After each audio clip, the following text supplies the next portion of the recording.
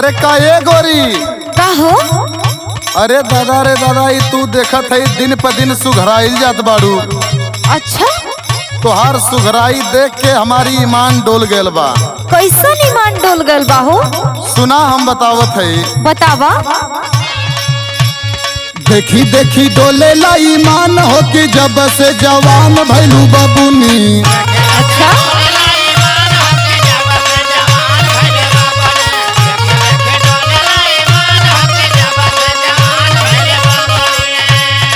ए बाबू का हो? ये तू देखला का? हाँ हाँ ये सुना बोला। हमरो ला बतिया तू मान हो कि बहिना दान बड़ा बबुआ। अरे हम मैदान नहीं खे सयान हो गल है। अच्छा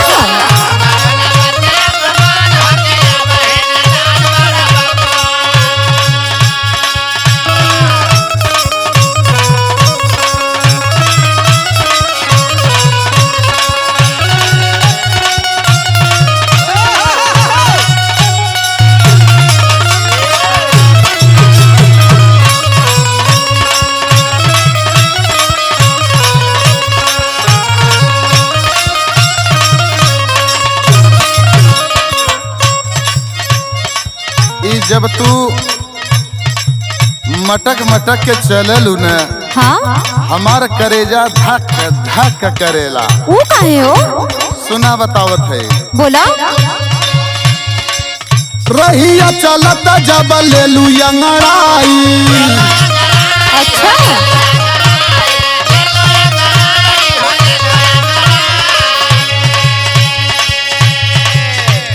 सचहू में जान हम जाई पगलाई।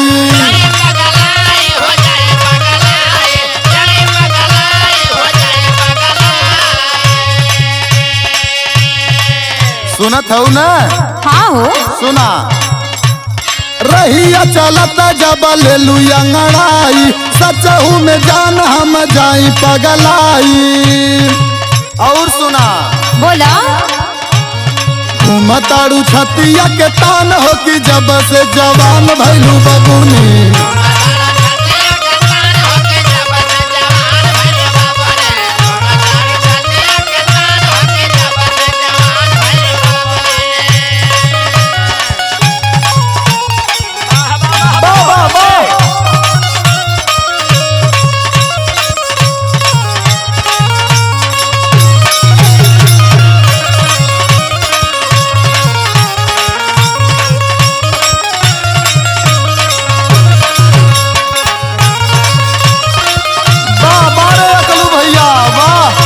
सीसी का कमाल है भाई। ए बाबू का हो?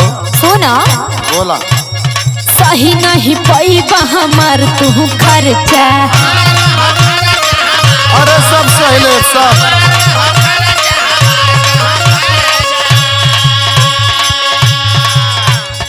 अब जानी भरा बाबू प्यार वाला खर्चा।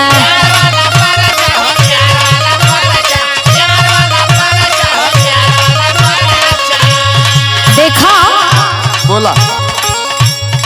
जवन चीज मिल जाए वही के हाथ लगावे के चाहिए। अरे भाई हमन दबंग आदमी है न। अच्छा हमन जेके देख लेला ओके अपनावे के कोशिश करीला। अरे तो ये भुला जा। सुना सुनावा। सही नहीं पैबा हमार तू खर्चा। अब जानी भरा बाबू प्यार वाला परचा। ए बाबू सुना। बोला।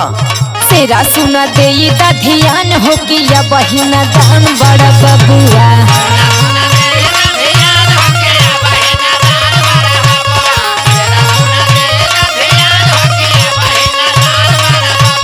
देखी देखी डोले ला ईमान हो कि जब से जवान भैलू बबुनी। हमारो तू बतिया मान हो कि बहिना दान बड़ा बबुआ। देखी देखी डोले ला ईमान हो कि जब से जवान भैलू बबुनी। हमारो ला बतिया तू मान हो कि बहिना दान बड़ा बबुआ। सुधर जाओ।